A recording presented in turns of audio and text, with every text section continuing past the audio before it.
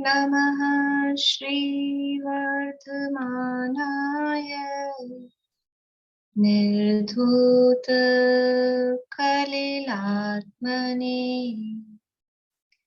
सालोकानां त्रिलोकानां यद्विद्यादर्पणायते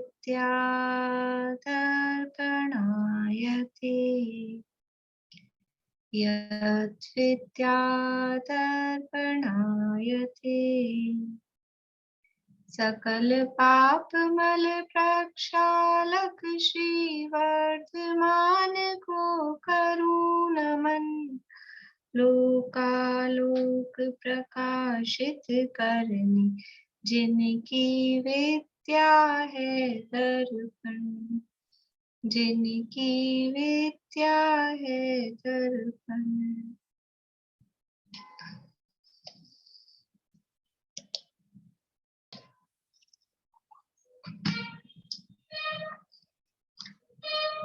रत्नगण शावकाचार नामक ये ग्रंथ है और इसके अंतर्गत शावकाचार है। तो शावकाचार में आचरण संबंधी बातें, शावकाचार यानी चरणान योग का ग्रंथ है और चरणान योग में मुनियों और श्रावकों की आचरण संबंधी क्रियाओं का वर्णन होता है और यह है श्रावकाचार। तो श्रावकाचार में श्रावकों के आचरण के संबंध में यहाँ बातें बताई जा रही है।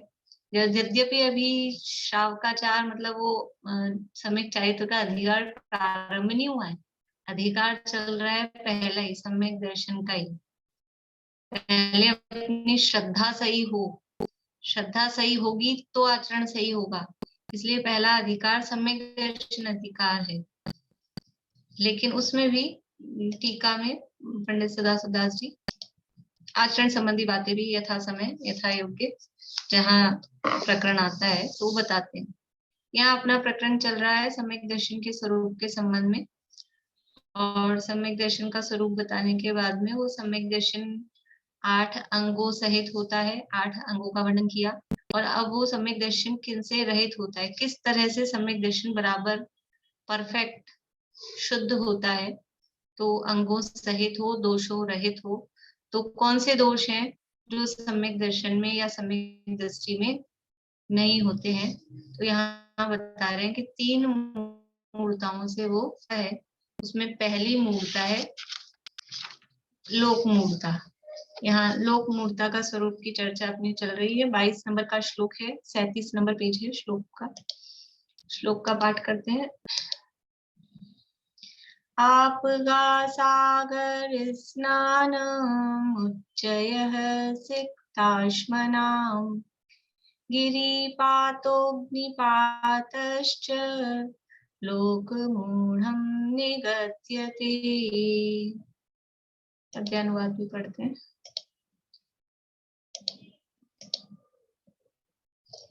बालू पत्थर ढेर करे सरिता सागर करते स्नान अग्नि में या गिरि से गिरते ये सब लोक मूढ़ता जान।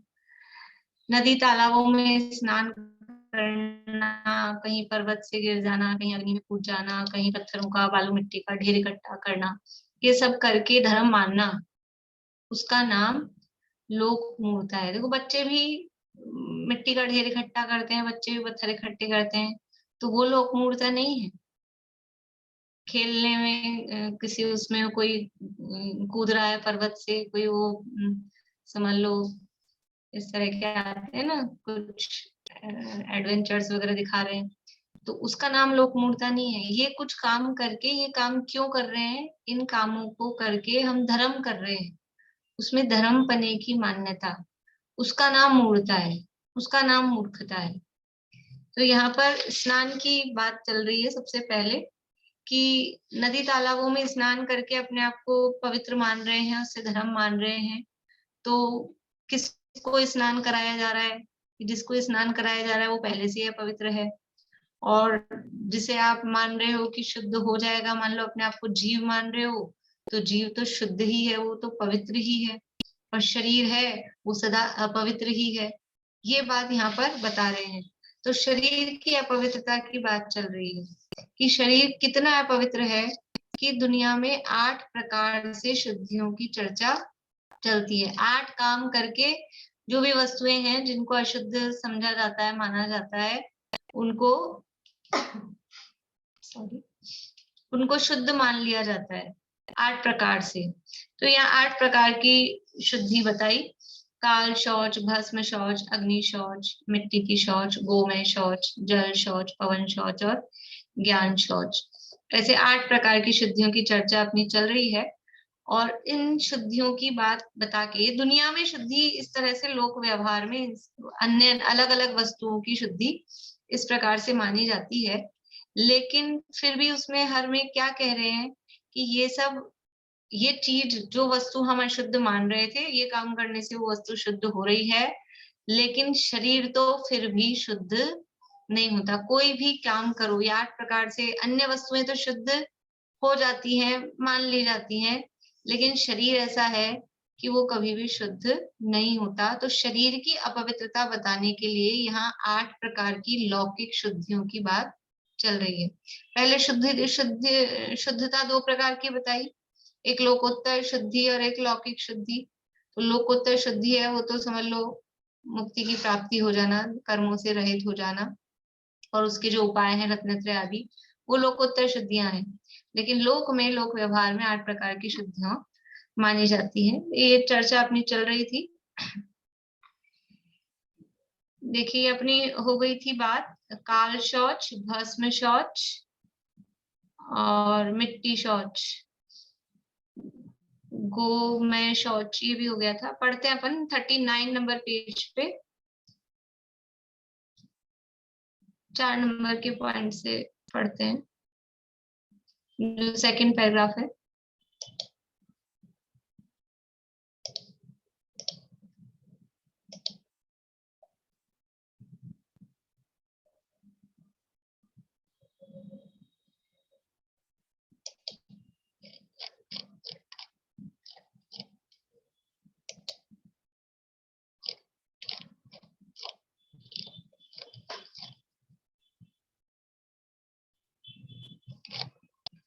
देखिए, मल मूत्र आदि का स्पर्श मिट्टी से धोने से शुद्ध मानते हैं, परंतु शरीर तो मिट्टी से धोने से यानी लगाने से शुद्ध नहीं होता।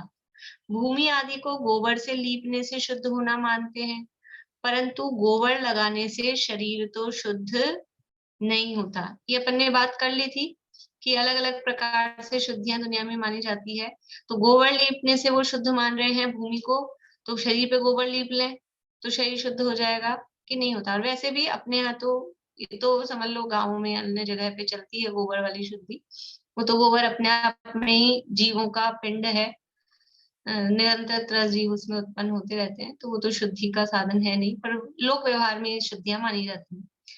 कीचड़ आदि लगने पर तथा शूद्र आदि का स्पर्श हो जाने पर जल से धोने से तथा स्नान करने से शुद्धता मानते हैं, परंतु शरीर तो स्नान करने से शुद्ध नहीं होता। और चीजें तो कुछ लग गया, कीचड़ लग गया, किसी शूद्र का स्पर्श हो गया तो नहा लो तो शुद्ध हो जाएंगे, लेकिन रोज ही नहाते हैं हम, तो नहाने से क्या शरीर शुद्ध हो गया क्या? स्नान करने से शरीर भी शुद्ध, स्नान करने से भी शरीर तो शुद्ध नहीं होता, क्योंकि स्नान करने के बाद भी चंदन लगाओ, मतलब ये तो पुराने जमाने की चीजें समझ लो, जितना भी कोई सेंट लगाओ, परफ्यूम लगाओ, डिओडोरेंट लगाओ, कुछ भी लगाओ, वो शरीर के स्पर्श मात्र से वो वस्तुएं भी मलिन हो जाती है, दुर्गंधित हो जाती है, थोड़ी देर में उनकी खुशबू सब गायब हो जाती है। इसलिए शरीर तो शुद्ध नहीं होता। अब है पवन शुद्धि। कितने ही भूमि, पाषाण, किवाड़, लकड़ी आदि हवा से शुद्ध होना मानते हैं। कुछ चीजें हैं, लकड़ी की चीजें हैं, लकड़ी के दरवाजे हैं, दीवारें हैं, ये सब क्या है, हवा लगने से ही शुद्ध मानते हैं उनको। अलग से कोई दीवारों को इनको ऐसे नहीं धोते हैं। समझ लीजिए कि घर में किसी की डेथ हो गई, डेड बॉडी रखी है, फिर ले गए डेड बॉडी को, उसके बाद में क्या करते हैं, फिर उस स्थान को पानी से धोते हैं, जमीन को, जमीन को पानी से धोते हैं, फिर क्या दीवारों को भी धोते हैं? दीवारों को नहीं धोते, दरवाजों को धोते हैं, केवल जमीन, वो फर्श धोते हैं। कोई दरवाजे वगैरह धोते हैं, हाथ वाथ तो सब जगह लगते ही होंगे ना पूरे घर में कहीं ना कहीं, लेकिन ऐसा कि कोई दरवाजे धो रहा हो, कि कोई दीवारें धो रहा हो, ऐसा नहीं होता है। तो उसको हवा लगने से ही शुद्ध मान लिया जाता है। अब इस हवा वाली में ही धूप वाली शुद्धि, वो भी उसमें शामिल कर लेनी चाहिए कि धूप लगा के कुछ चीजों को अपन शुद्ध मानते हुए धूप लगा दी तो शुद्ध हो गई। इस तरह से रजाई आदि हैं जो चीजें धुलती नहीं है, तो उनको धूप लगाने से शुद्ध होना मानते हैं, हवा लगने से शुद्ध होना मानते हैं। कितने ही पदार्थ, लास्ट है ज्ञान शुद्धि, कितने ही पदार्थ जिन्हें अपने ज्ञान में अशुद्ध माना ही नहीं है, इसीलिए ज्ञान में तो इसलिए ज्ञान में शुद्ध मानते हैं। मतलब कितने ही पदार्थ ऐसे हैं जिन्हें अपने ज्ञान में अशुद्ध मानते ही नहीं है, इसलिए वो ज्ञान में शुद्ध ही माने जा रहे हैं। तो जैसे कुछ चीजें ऐसी होती है ना, मान लीजिए प्लास्टिक की कुर्सी है, अभी वही वाला प्रसंग लूं, समझ लीजिए किसी की डेथ हो गई है, घर में डेड बॉडी रखी है, तो वहां जो भी चद्दर वगैरह होगी, कुछ कपड़े की चीजें होगी, वो सब अपन धोएंगे। मान लो वहां बैठे हैं, कुछ छुआ गया है, अपने वस्त्र हैं, और प्लास्टिक की चेयर पे बैठ जाते हैं, चेयर काम में लेते हैं। अब कुछ लोग मान लो धो धो भी लेते होंगे, मैं निषेध नहीं कर रही हूँ, लेकिन जनरली क्या मानते हैं, तो प्लास्टिक की है, उसको कौन धोता है? गाड़ी में, बाइक पे बैठ के चले जाते हैं, शमशान चले जाते हैं, आ जाते हैं, फिर कौन धोता है? कौन धोता है? कोई धोता हो, मान लो हजारों लाखों में एक आधी व्यक्ति होगा ऐसा, थोड़ा बहुत कोई पढ़ा लिखा सुना वाला, नहीं तो सब चलता रहता है वही।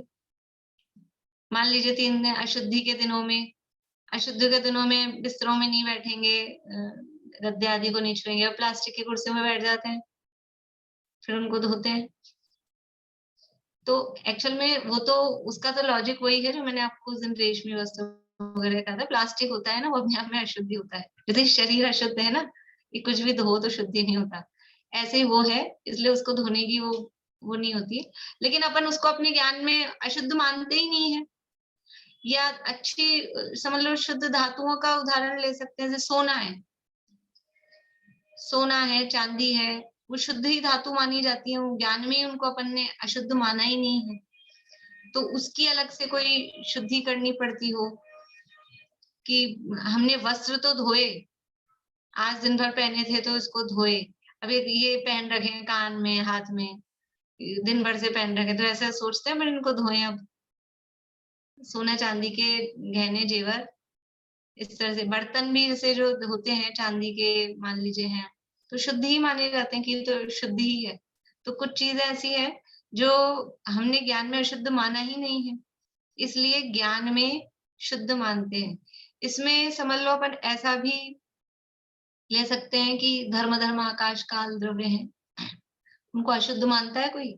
अभी पढ़े लिखे लोगों के, स्वाध्यायी लोगों की तरफ से बात करें अपन, तो हम जानते हैं धर्म धर्म आकाश काल को, तो उनको अशुद्ध मानते हैं, तो उनको ज्ञान में अशुद्ध माना ही नहीं, तो उनकी अशुद्धि की यहाँ ये डेड बॉडी रखी थी, तो यहाँ का आकाश शुद्ध करो, इस आकाश को साफ करो, यहाँ पे जो धर्म द्रव्य है या धर्म द्रव्य है वो भी गंदा हो गया, ऐसा किसी को विचार आता है, विकल्प आता है?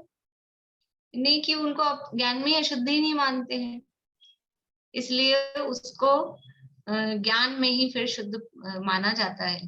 परंतु शरीर में तो शुद्ध पने का ज्ञान में कोई संकल्प ही नहीं कर सकते हैं। कोई हम ऐसे मान ले ज्ञान में कि शरीर तो शुद्ध ही है, ऐसा कोई मान सकता है क्या? कोई मानता है क्या कि शरीर तो शुद्ध ही है? शरीर में ऐसा ज्ञान में संकल्प नहीं किया जा सकता है कि ये तो शुद्धि है तो चलाए रहो ऐसे ही, अच्छे भले स्वस्थ हैं, कोई तकलीफ नहीं है, और फिर ये कोई मान के बैठ जाए शरीर तो शुद्धि है, तो नहाए नहीं, धोए नहीं, ब्रश ही नहीं करे, तो काम चलेगा क्या? नहीं होगा ऐसा। शरीर में ज्ञान में ही शुद्ध बने का, शरीर की तरफ से कोई ऐसा मान ले, तो इस तरह से शरीर शुद्ध नहीं होता। मतलब ये सब बताई, तो देखो 2 काम किए एक साथ उन्होंने, कि दुनिया में 8 प्रकार की शुद्धियां प्रचलित हैं, वो भी बताई, और बताना क्या था, शुद्धियां नहीं बताना था, बताना ये था कि शरीर तो इन साधनों से भी शुद्ध नहीं होता। दुनिया में जो आपके साधन चल रहे हैं, समझ लो जितने भी टाइप के साबुन चल रहे हैं, बर्तन मांजने का हो, कपड़े धोने का हो, कि और नहाने का हो, और कितनी तरह के कोई से भी जेल हो, वो हो, कुछ भी, लेकिन शरीर तो शुद्ध नहीं होता। तो ये 8 प्रकार की शुद्धियों भी आप यूज में ले लो शरीर के लिए, तो भी शरीर तो शुद्ध नहीं होता। यहाँ शरीर की अशुद्धता बताई जा रही है। देखिए, इसलिए आगे पढ़ते हैं। सरल है ये बातें मेरे ख्याल से, और अपन 2-3 दिन से चला भी रहे थे। आगे बढ़ते हैं। इसलिए शरीर तो 8 प्रकार की लौकिक शुचियों द्वारा शुद्ध नहीं होता। लौकिक शौच से परिणामों की ग्लानि मिट जाती है। व्यवहार की उज्ज्वलता देखकर कुल की उच्चता ख्याल में आ जाती है। ये पढ़ा अपन, मतलब पढ़ चुके थे, ये लाइन तो पढ़ी थी अपन। लौकिक शौच से परिणामों की ग्लानि मिट जाती है।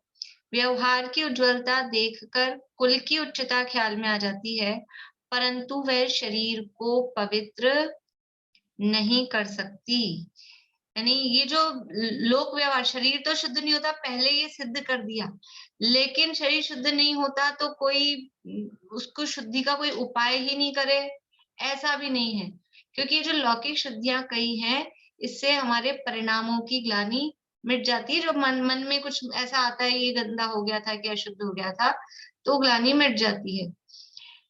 किसी ने प्रश्न भी किया था कि किसी को ग्लानि नहीं आए तो, यहाँ यहाँ जो ये प्रकरण है ना, लौकिक शौच से परिणामों की ग्लानि मिट जाती है, तो किसी ने पूछा बाद में मुझसे कि किसी को ग्लानि नहीं आए तो फिर क्या है, नहीं आए, ऐसा भी हो सकता है। तो उसके लिए बात ही नहीं है। जिसको ग्लानि नहीं, मान लो किसी का कीचड़ में पैर हो गया, अब अपने को तो ग्लानि आती है, तो हमने पानी से धो लिया। देखो, पैर कीचड़ में हो जाए तो अकेला पानी से धोने से अपने को वो ग्लानि मिट जाती है ना, पानी डाला, साफ हो गया, उतर गया। और हाथ पे लग जाए तो अकेले पानी से नहीं होती है, फिर साबुन भी चाहिए। ये भी मतलब स्थान स्थान की उसमें भी अपनी ग्लानि में फर्क आता है। हाथ में लगा हो तो पानी से धो लो, काम वो तो टेम्परेरी इमरजेंसी, मतलब कुछ नहीं मिल रहा है तो भाई पानी से धो लिया, लेकिन उसको साबुन से धोएंगे अपन। और पैर पे लग जाए तो ठीक है, पानी से धो के भी काम चला लेते हैं कि चलो हो गया। तो किसी को ग्लानि नहीं आए तो, ग्लानि नहीं आए उसके लिए बात ही नहीं है।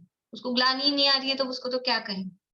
ये तो बात ये है कि जिनको ग्लानि आती है, तो ये लौकिक शुद्धियों की बात उसके लिए। मान लीजिए स्वीपर है, उसको ग्लानि नहीं आएगी, हमको ग्लानि आती है गंदगी में वहां, उसको नहीं आती है, तब उसकी तो क्या कहें। पर उनको भी किसी न किसी प्रसंग में, कहीं ना कहीं, वो भी किसी ना किसी रूप में कुछ ना कुछ शुद्धि, जो भी उनके यहाँ होता हो, कुछ ना कुछ तो मानते ही होंगे। उस हिसाब से यहाँ पे ये बात चल रही है कि लौकिक शौच का जो हम पालन करते हैं, शुद्धि का पालन करते हैं, तो उससे परिणामों की ग्लानि मिट जाती है और हमारे व्यवहार की उज्ज्वलता देखकर कुल की उच्चता ख्याल में आ जाती है। यदि हमें ग्लानि नहीं आ रही है, यानी गंदगी में भी या खोटे परिणामों में भी, तो इसका मतलब क्या है कि फिर हमको विचारना चाहिए कि हमारे कुल कैसा है। हमारे कुल की उच्चता, यानी हमको अगर गलत बात में, खोटे काम में ग्लानि आ रही है, तो इससे अपना उच्च कुल और व्यवहार की अपनी कुशलता समझ में आती है। लेकिन देखो, ये व्यवहार की बात है। कोई सोचे कि आप तो कभी तो ग्लानि का, निर्जुगुप्सा की बात करते हो और कभी ग्लानि करने को कह रहे हो, कि लोक व्यवहार में खोटी चीजों में ग्लानि, वो लोक व्यवहार की बात है। लेकिन अंदर से श्रद्धान में क्या होना चाहिए, श्रद्धान में कि कोई भी वस्तु ना अच्छी है ना बुरी है, तो किस में ग्लानि करें, किस में राग करें, किस में द्वेष करें, श्रद्धान में वो बात है। लेकिन लोक व्यवहार की तरह चलता है। तो व्यवहार की उज्ज्वलता देखकर कुल की उच्चता ख्याल में आ जाती है, परंतु वह शरीर को पवित्र नहीं कर सकती। ये निर्णय अंदर होना चाहिए कि हम बाहर में ये कार्यक्रम, नहाना धोना, साफ सफाई करना, ये कर रहे हैं, लेकिन फिर भी इससे कोई शरीर शुद्ध हो जाएगा, ऐसा नहीं। शरीर तो सब प्रकार से अपवित्र ही है। शरीर कैसा है? शरीर तो अपवित्र ही है। इस शरीर में रहकर जो आत्मा पराया धन और पराई स्त्री के प्रति चाह रहित और जीव मात्र की विराधना रहित हो जाए, तो हाड़ मांस का यह मलिन शरीर भी देवों द्वारा पूज्य महापवित्र हो जाए। इस शरीर को पवित्र करने का अन्य कोई कारण ही नहीं है। यह कथन दिगंबर वीतराग मुनि श्री पद्मनंदी ने किया है, ऐसा जानना। यानी शरीर तो अपवित्र ही है। इस अपवित्र शरीर में रहकर भी यदि हम पवित्र काम करें, अपवित्र कामों से दूर हो जाएं, वास्तव में अपवित्रता क्या है, वास्तव में ग्लानि करने योग्य क्या है, कि बाहर की वस्तुएं तो जो है वो है, लेकिन वास्तव में अपने जो क्रोध मान माया लोभ मोह राग द्वेष के जो परिणाम है, वो परिणाम वास्तव में ग्लानि करने योग्य, मतलब कि उनको दूर करना योग्य है, वो दूर करने लायक है, उनसे हमें दूर होना चाहिए। वास्तव में तो वो है। तो इस शरीर में रहकर हम ये पराया धन पराई स्त्री आदि यानी 5 पापों से, जीव दया यानी अहिंसा का पालन, 5 पापों से दूर हो जाएं, तो फिर ये शरीर भी महापवित्र देवों द्वारा पूज्य हो जाता है। इस शरीर को पवित्र करने का अन्य कोई कारण ही नहीं है। देखो, शरीर किससे पवित्र हो सकता है?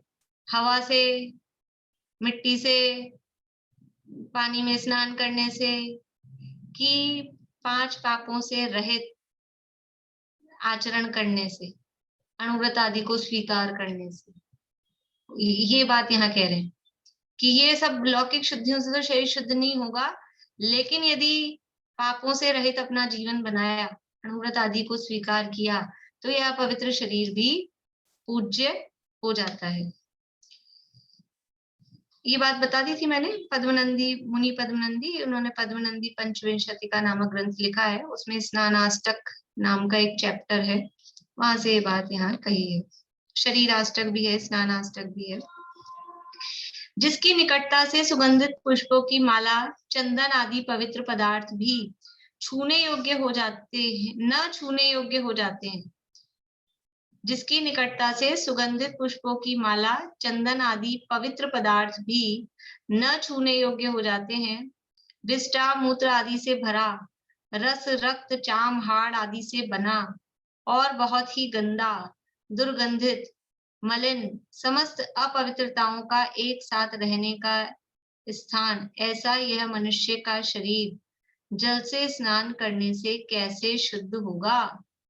जिस शरीर के निकट आते ही इस देह के संयोग में जो वस्तु पल भर आएगी, वह भी मलिन मल मूत्रमय दुर्गंधमय हो जाएगी।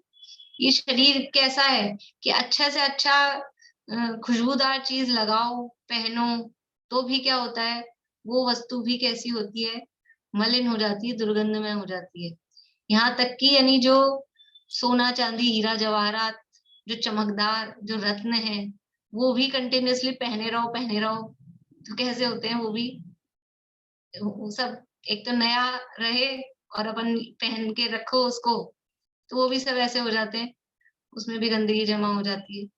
तो ये भी सब ऐसी मलमूत्र में अपवित्र हो जाती है। इसलिए ये जो मनुष्य का शरीर है, ये जल से स्नान करने से कैसे शुद्ध होगा? बात क्या चल रही है? बात वही चल रही है, आपगा सागर स्नानम, कि जल से स्नान करके आप शरीर को शुद्ध होना मान रहे हो, पवित्र होना मान रहे हो, धर्म होना मान रहे हो। तो ऐसे पहले तो वहां तालाब नदियों की स्थिति बताई, कैसे कैसे जीव जंतु वहां है, और फिर इतनी हिंसा करके आप वो शुद्ध शरीर को शुद्ध होना मान रहे हो। तो शरीर की तो स्थिति ये है, शरीर तो अपवित्र ही है परमानेंटली, वो शुद्ध हो नहीं सकता है। अब आत्मा कैसा है? आत्मा तो अपने स्वभाव से ही अत्यंत पवित्र है। आत्मा तो अमूर्तिक है, उस तक जल की पहुंच ही नहीं है। ऐसे पवित्र आत्मा का स्नान करना व्यर्थ है। देखो, नदी तालाब में स्नान करके शुद्ध मान रहे हैं अपने आप को, तो स्नान जिसको कराया जा रहा है वो कैसा है कि वो तो अशुद्ध ही है, पवित्र ही है, वो शुद्ध ही नहीं हो पा रहा है। और जो अंदर शुद्ध है आत्मा, उस तक वो जल पहुंचता ही नहीं है, वो जल उसे छू ही नहीं सकता है। कैसे छुएगा जल? क्यों नहीं छू सकता है? क्यों नहीं छू सकता है आत्मा को जल? कि छूने के लिए स्पर्श नाम का गुण होना चाहिए ना। आत्मा अस्पर्शी है, आत्मा में स्पर्श नाम का गुण ही नहीं है। जिसमें स्पर्श नाम का गुण हो उसको छुआ जाए। अब आत्मा में स्पर्श नाम का गुण ही नहीं है, तो वो जल आत्मा को छुए कैसे? वो तो शरीर को ही छूता है। अब शरीर को छुएगा तो शरीर तो अपवित्र ही है, और आत्मा को छूता नहीं है। तो जल से आपका जो नदी में आप डुबकी लगा रहे हो, वो क्या मतलब रहा? उसका कोई सेंस ही नहीं है, यूजलेस हो गया। आत्मा तो अपने स्वभाव से ही अत्यंत पवित्र है, आत्मा तो अमूर्तिक है, उस तक जल की पहुंच ही नहीं है। ऐसे पवित्र आत्मा का स्नान करना व्यर्थ है। जो पवित्र ही है आत्मा, उसका स्नान करना व्यर्थ है। यह शरीर अपवित्र ही है, वह स्नान करने से कभी पवित्र नहीं होता। इसलिए दोनों प्रकार से स्नान की व्यर्थता सिद्ध हुई। स्नान किस प्रकार से सार्थक हो सकता है? कि किसी भी प्रकार से सार्थक नहीं है। शरीर को शुद्ध करने के लिए भी व्यर्थ है, और आत्मा को शुद्ध करने के लिए भी व्यर्थ है। कल मैं पूछूंगी आप लोगों से कि दोनों प्रकार से किस प्रकार से स्नान की व्यर्थता है। बता दिया अभी मैंने, कठिन नहीं है बात। लेकिन कल तक आपको बिना देखे याद रखनी है ये चीज। कुछ चीजें, कुछ लॉजिक अपने को याद होने चाहिए। ऐसा नहीं खाली बस एग्जाम आएगा जब याद कर लेंगे तब तो हो जाएगा। ये जो चल रहा है ना अपने को, मतलब वो तर्क, वो लॉजिक आने चाहिए अपने ख्याल में बातें। इसलिए दोनों प्रकार से स्नान की व्यर्थता सिद्ध हुई। फिर भी जो स्नान करते हैं उनके द्वारा पृथ्वी काय, जल काय आदि व अनेक प्रकार के त्रस काय जीवों का घात होने से वह स्नान पाप बंध का कारण और राग भाव की वृद्धि का ही हेतु हुआ। जो दोनों प्रकार से स्नान व्यर्थ है, दोनों प्रकार से यानी आत्मा के लिए भी व्यर्थ है, शरीर के लिए भी व्यर्थ है। शरीर तो अपवित्र ही है, परमानेंट, वो पवित्र हो ही नहीं सकता है, शुद्ध हो ही नहीं सकता है। और आत्मा है, परमानेंट शुद्ध है, उसको और क्या शुद्ध करेगा? उस तक वो जल पहुंचता भी नहीं है, और वो जब शुद्ध ही है तो शुद्ध को और क्या शुद्ध करेगा? इसलिए दोनों प्रकार से स्नान करना तो व्यर्थ है। दोनों प्रकार से स्नान की व्यर्थता सिद्ध हुई। लेकिन फिर भी कुछ लोग करते हैं नदी तालाबों में जाके स्नान। तो क्या है कि वो पृथ्वी का एक, जल का एक आदि स्थावर जीवों के और अनेक त्रस जीवों के घात में कारण बनते हैं। और फिर वो नहा रहे हैं तो समझ लो राग भाव की अधिकता है, इसलिए इधर से मिथ्यात्व का पोषण है, उधर हिंसा हो रही है। दोनों प्रकार से वो डबल नुकसानदायक है। यानी स्नान करने से डबल तो व्यर्थ है, कोई मतलब नहीं है। और होता क्या है उल्टा उससे, कि पाप बंद ही होता है, जीवों का घात होता है। और इधर राग भाव रूप हिंसा भी होती है, बाहर में द्रव्य हिंसा हो रही है त्रस और स्थावर जीवों की, और अंदर में अपने राग भाव के पोषण से वो आत्मा की भाव प्राणों का घात भी हो रहा है, तो भाव हिंसा भी होती है। इस प्रकार से वो स्नान किसी भी प्रकार से करना योग्य नहीं। बोलिए। तो जो इनके जो अदर कास्ट है, इनके तो शास्त्र में यही लिखा हुआ होता है, फिर ये तो उसी के अकॉर्डिंग करते हैं, तो इनके लिए तो वो धर्म ही कहलाएगा ना। वो करते हैं धर्म मान के, लेकिन बात यह है ना कि इसीलिए शास्त्रों में तो लिखा है, लेकिन आंख मीच कर शास्त्र पर विश्वास करना वो उचित नहीं है। थोड़ा सा उसको विचारना चाहिए कि ये शास्त्र के नाम पे लिख दिया गया है, तो क्या ये उचित है? क्या इसमें धर्म हो सकता है? और कुछ जो थोड़े होते हैं पढ़े लिखे, मान लो अदर कास्ट वाले भी, वो करते भी इस तरह के लॉजिक, और वो नहीं भी करते हैं ऐसे काम कि इसमें कौन सा धर्म है, ये कौन सा धर्म हुआ, ऐसा वो विचार भी करते हैं। तो विचार करके, परीक्षा करके धर्म को स्वीकार करना। परीक्षा करके मतलब अपने ज्ञान में तर्क के माध्यम से, कि वास्तव में धर्म क्या है। धर्म वो है, धर्म का एक वो बता दिया आपको लक्षण। क्या लक्षण बना दिए? बता दिया, जो दुख से निकालकर सुख में पहुंचाए। अभी नदी तालाबों में स्नान करने से क्या हो रहा है? कि उस समय तो आराम गर्मी में कर लो तो और ठंडक ठंडक आ जाती है, अच्छा हो जाता है, तो सुखी हो जाते हैं, कि ये तो टेम्परेरी बात है। उसका इफेक्ट क्या हो रहा है, वो कहाँ तक अपना प्रभाव डाल रहा है, कि उसको धर्म मानकर कर रहे हैं और उसमें जो जीव हिंसा हो रही है उसका फल क्या आएगा, उस हिंसा का फल क्या आएगा। अभी तो आपको लग रहा है ठीक है स्नान करके हमको तो अच्छा लग रहा है, हमको तो सुखी हो गए, कि ये सुखी हुए हो वास्तव में, और उसमें भी कितनी कितनी परेशानियां हैं। और वो जो जहाँ धार्मिक क्षेत्रों में इस तरह के स्नान होते हैं, वहां कितनी भीड़ भाड़ जो भी होती होगी समस्याएं वहां की, वो सब तो वही जानते होंगे, अपने तो समझ लो संपर्क में नहीं है ऐसी चीजें। लेकिन वहां तात्कालिक टेम्परेरी उस समय जो परेशानी है वो भी है, फिर भी कोई उसको नहीं गिने, तो आगामी वो पाप बंध का कारण है, आगामी दुख का कारण है, मिथ्यात्व का बंध हो रहा है, और साथ में हिंसा आदि से पाप का बंध हो रहा है। मिथ्यात्व पाप ही है, लेकिन और भी जो पाप प्रकृतियां हैं उनका बंध हो रहा है। तो किसी भी तरह से सुख का कारण नहीं है, सुख में नहीं पहुंचा रहा है, इसलिए वो धर्म नहीं हो सकता है। धर्म तो सदृष्टि ज्ञान वृत्तानि, वही धर्मम है, वही धर्म है। तो ऐसा विचार करना चाहिए, तर्क से सोचना चाहिए, तो समझ में आती है बात। देखिए आगे, अब क्या करें, तो फिर नहाए नहीं, आपने तो नहाने की मना कर दी, नहाना बंद कर दें। नहाना नहा शरीर तो पवित्र है ही, आत्मा तक जल पहुंचता नहीं है, तो नहाने की छुट्टी, पानी बचाएं, क्या करें। तो कह रहे हैं ऐसा नहीं है, गृहस्थ का स्नान किए बिना निर्वाह नहीं है। अब आप कहीं कोई एक ही लाइन में नहीं चले जाओ, बैलेंस कर रहे हैं, बोलिए। मैं यही बात बोलने के लिए बोली कि गृहस्थ को क्या करना चाहिए। और श्वेतांबर लोगों को मैंने एकदम क्लोज से देखा है कि वो लोग तो नहाते ही नहीं है, खाली अशुद्धि होती ना वो 3 दिन नहाते, जैसे अपने मुनि महाराज नहीं नहाते ना, वैसे वो लोग नहाते ही नहीं है, मतलब कुछ एकदम लोग अपने होते मुनि। होंगे, सभी तो नहीं होते ऐसे। मैंने देखा है क्लोजली उन लोग को, और लोग अपने जैसे पानी गिराते हैं जो जरूरी, तो बोलते हैं आप लोग कितना हिंसा करते हो, ये वो बहुत, मतलब वो लोग उपदेश देते हैं। फिर तो वही, फिर अपने को क्या करना, अपना धर्म में क्या बहुत आ शंका। रही है इसमें, आ रही है बातें, आ रही है नहीं, सभी। मैं शंका बहुत उभर के आती है, वो चीज के लिए ना डबल मीनिंग हो जाते हैं। देखो डबल नहीं होते, समझने वाली बात है, डबल नहीं है। ऐसा नहीं है कि ये तो नदी तालाब में स्नान करने का निषेध, नदी तालाब में और धर्म मानकर। हम रोज अपने घर में नहाते हैं तो हम ये मानते हैं हमने धर्म कर लिया, कौन ऐसा मानता है सुबह उठते ही जब नहाते हैं तो वह धर्म बनने की मान्यता नहीं है। लेकिन जो नदियों तालाबों में कुंड में जाके नहा रहे हैं, वो इसलिए नहाता है कि कोई व्यक्ति की नहाना था, घर का पानी बचाना था, वो धर्म मान के नहाता है ना। तो वो एक तो धार्मिक बुद्धि है वो, और फिर वहां पर नहाने में कितनी हिंसा हो रही है, वो कारण बताए ना दोनों।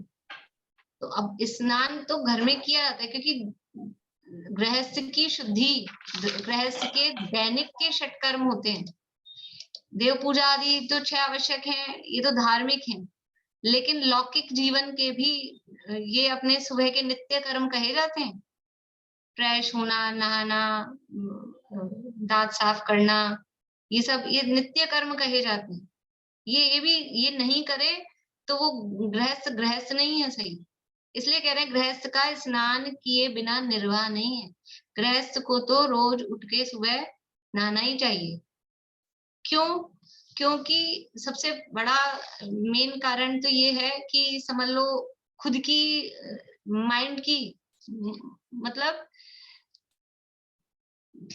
एक मन होता है ना, जैसे नहा लेते हैं तो वो माइंड फ्रेश हो जाता है। मन में कुछ चीजों को मन से अशुद्ध मानते हैं, अपने आप ही ऐसा लगता है रात भर हम सोए हैं तो हम अशुद्ध, जबकि क्या अशुद्ध हुआ है, अच्छे साफ सुथरे धुले हुए चादर बिछा के सोए और सुबह उठे, तो इसमें क्या अशुद्ध हो गया बताओ। बल्कि दिन भर तो इधर उधर घूमे फिरे तो धूल मिट्टी को चिपके अशुद्धि हो भी जाए, रात में अच्छे खासे सोए हों तो क्या अशुद्ध होता है। लेकिन फिर भी मन में एक इस तरह की भाव रहता है कि रात भर के हम सोए हैं। तो वो जब स्नान कर लेते हैं तो वो मन की जो ग्लानि है, समझ लो मलिनता है, वो दूर होती है।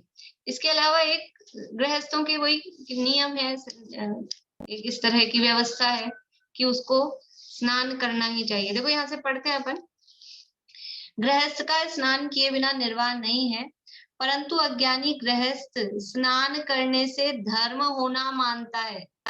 आ गया साफ साफ, स्नान करने से धर्म होना मान रहा है। हमने स्नान कर लिया तो धर्म हो गया, धर्म की बात है। पवित्र होना मानता है। यानी ये बात इसलिए मैंने शुरू में कह दी कि ये जो काम यहाँ कहे हैं, नहाना कि कहीं से कूदना कि कुछ काम करना, वो खेल कूद में भी कर सकता है व्यक्ति, तो वो लोक मूर्ता नहीं है। लेकिन इन्हीं कामों को धर्म मान के किया जा रहा है, इसलिए वो लोक मूर्ता है, उसका निषेध किया जा रहा है। स्नान करने से धर्म होना मानता है, पवित्र होना मानता है, ऐसी मिथ्या बुद्धि अनादि काल से हो रही है। यदि यह स्नान का स्वरूप समझ ले तो स्नान को धर्म नहीं मानेगा और स्नान से पवित्रपना नहीं मानेगा। यद्यपि स्नान के बिना गृहस्थ का समस्त व्यवहार आचार दूषित हो जाएगा और व्यवहार दूषित हो जाने से परमार्थ शुद्धि भी प्रकट नहीं कर सकेगा। देखो, स्नान करना क्यों, यानी गृहस्थ का, समझ लो गृहस्थ का धर्म है, गृहस्थ है तो उसको रोज नहाना। एक कहावत चलती है कि यदि गृहस्थ के पास कौड़ी नहीं, कौड़ी मतलब रुपया पैसा, गृहस्थ के पास कौड़ी नहीं तो दो कौड़ी का, दो कौड़ी का समझते, इधर मारवाड़ी में राजस्थान में कहावत चलती, दो कौड़ी का मतलब कुछ नहीं, कोई इसको नहीं पूछेगा, बेकार का आदमी, ऐसा, जिसकी कोई इज्जत नहीं है। दो कौड़ी का मतलब जिसकी कोई इज्जत नहीं है। तो गृहस्थ के पास अगर कौड़ी नहीं, रुपया पैसा नहीं है, तो वो दो कौड़ी का मतलब उसकी कोई इज्जत नहीं है। और अगर साधु के पास में कौड़ी हो तो वो साधु दो कौड़ी का। अगर गृहस्थ के पास कौड़ी नहीं हो तो वो गृहस्थ दो कौड़ी का मतलब उसकी इज्जत नहीं है। और अगर कोई साधु है और फिर वो कौड़ी यानी रुपया पैसा धन दौलत रखता है तो वो उसकी भी कोई इज्जत नहीं है, वो भी दो कौड़ी का। ऐसे ही गृहस्थ अगर स्नान नहीं करे तो वो गृहस्थ नहीं, और साधु अगर स्नान कर ले तो वो साधु नहीं। साधु का अस्नान ही व्रत है, महाव्रत है, वो धर्म है। और गृहस्थ का प्रतिदिन स्नान करना वो उसका गृहस्थ धर्म है। गृहस्थ धर्म मतलब धर्म वाला धर्म नहीं, मतलब उसके गृहस्थों का नियम है ऐसा। तो स्नान किए बिना गृहस्थ का तो पार पड़ेगी नहीं, वो तो उसको तो जो लौकिक पवित्रता शुद्धि के जो नियम है वो उसको फॉलो करने पड़ेंगे। वो गृहस्थों का जो नित्य का काम है, देव पूजा, ये शटावश्यक है ना। तो स्नान नहीं करेगा तो देव पूजा कैसे करेगा? बिना स्नान के जो पुरुष हैं, पुरुषों का कर्तव्य होता है, जो भी पुरुष हैं जैन कुल में जन्मे हैं तो प्रतिदिन भगवान के समझ लो चरण स्पर्श करें, उनकी प्रक्षाल करें। ये पुरुष होने का क्या लाभ है? तो वो नहाए नहीं कि साहब नहाने से क्या होता है, शरीर तो अशुद्धि है तो अपन तो नहाओ नहीं, तो नहाएंगे नहीं तो भगवान को छूएंगे कैसे? बिना नहाए वेदी को भी नहीं छूना चाहिए। अशुद्ध वस्त्रों से बिना नहाए, यानी जो भी है, केवल जो शुद्ध वस्त्र वाले होते हैं वो वेदी को भी, अपन अपने तो कहाँ से चलती है परंपराएं, सभी लोग प्रदक्षिणा लगाते हैं और वेदी के पीछे की तरफ ऐसे हाथ लगा के करते हैं, कोई पूरे पूरे लिपट जाते हैं, पूरा सिर टेकते हैं। आप शुद्ध वस्त्रों में हो क्या? वेदी को कैसे स्पर्श कर रहे हैं? वेदी का ही तो होता है ना बैक पोर्शन, वेदी को नहीं छूना चाहिए अशुद्ध वस्त्रों से बिना नहाए। तो अपनी खैर वो प्रकरण नहीं है। तो यहाँ तो गृहस्थ की बात चल रही है। गृहस्थ को वो अपने शट आवश्यक कैसे पालन करेगा अगर वो स्नान नहीं करेगा? तो स्नान करना वो गृहस्थ का लिए अनिवार्य है, उसको तो स्नान करना है। लेकिन अब आप कहो कि नहीं साहब स्नान करने से तो जलकायिक जीवों की हिंसा होती है और फिर पानी में जीव मरते हैं, तो गृहस्थ हो ना आप, और गृहस्थ हो तो गृहस्थ का मतलब ही ये है कि जो सर्वथा हिंसा से विरक्त नहीं है। गृहस्थ का मतलब ही है ना, अणुव्रती भी होगा, अणुव्रती भी होगा तो त्रस हिंसा को त्याग, वृथा थावर्ण संगारे, त्रस हिंसा से विरक्त होगा। स्थावर जीवों की हिंसा से तो पंचगुण स्थानवर्ती भी नहीं बच पाता है, उसके भी जीवन में होती है ना। तो गृहस्थ है तो ये पृथ्वी जल अग्नि वायु वनस्पति इनकी हिंसा होगी ही। तो फिर क्या करें, फिर करते रहे हिंसा? कि व्यर्थ की हिंसा का निषेध है, स्नान का निषेध नहीं है। आप अनछने जल से और समझ लो गैलनों पानी से नहा रहे हो, बाल्टियां धमाधम, शावर चल रहा है, अनछना पानी आ रहा है और नहाए जा रहे हो, पता ही नहीं चल रहा टंकी खाली हो गई, इतना पानी ढोल दिया, उसका निषेध है। गृहस्थ को भी उसका निषेध है, लेकिन शरीर की शुद्धि के लिए 2 मग्गे 4 मग्गे से शरीर की शुद्धि हो जाती है। उसके लिए कोई बहुत 10, 20, 50 लीटर पानी की जरूरत नहीं पड़ती है। उस पानी को तरीके से छना हुआ पानी प्रयोग में ले और फिर नहाए, तो उसका तो त्यागी नहीं है ना, गृहस्थ है ना। पानी का 5 स्थावरों के काम में लेने का त्यागी थोड़ी ना है। अग्नि भी जलाता है, वनस्पति भी काम में लेता है। इसलिए कोई जो ये बात कह रहे ना कि कुछ हमने श्वेतांबरों को देखा, तो कुछ लोग अतिरेक में आ जाते हैं कि नहीं हिंसा होगी, तो ऐसा अतिरेक नहीं है। अपने बराबर यत्नाचार पूर्वक जो शुद्धि के लिए जो आवश्यक है, अनिवार्य है, उसको बराबर छान कर जीवों की जितनी हम कर सकते हैं जीवों की रक्षा, उस हिसाब से जीवों की रक्षा करके और उतना वो काम में लिया जाएगा। तो यहाँ इसलिए ये लाइन कह रहे हैं कि स्नान किए बिना गृहस्थ का तो निर्वाह नहीं है। लेकिन अज्ञानी स्नान करने से धर्म मान रहा है, पवित्र होना मान रहा है, और ऐसी मिथ्या बुद्धि अनादिकाल से चल रही है। ये तो ग्रहित मिथ्यात्व है, इस भाव में नहीं सीखी है, लेकिन अनादिकाल से ग्रहित मिथ्यात्व भी तो सीखता ही आ रहा है ना। ग्रहित मिथ्यात्व किसे कहते हैं? जो इस भाव में नया सीखा हो किन्हीं कुगुरु कुदेव आदि के निमित्त से, वो ग्रहित मिथ्यात्व है। तो ये इस भाव में ही नया सीखा है, नहाने में धर्म मानना है। लेकिन इस प्रकार से पिछले कितने कितने भावों में सीख चुके होंगे कि नहीं। अभी चलने वाली ना बात अपनी पंचपरावर्तन में, कि ऐसा थोड़ी ना है कि पहली बार ये भाव मिला है, पहली बार ये ग्रहित मिथ्यात्व कोई जिंदगी में मतलब अनादिकाल से आज तक कोई पहली बार ही हुआ है, ऐसा थोड़ी ना है। अनादिकाल से ग्रहित मिथ्यात्व भी सीखता ही आता है अलग अलग भावों में। अनादिकाल से ऐसी मिथ्या बुद्धि हो रही है।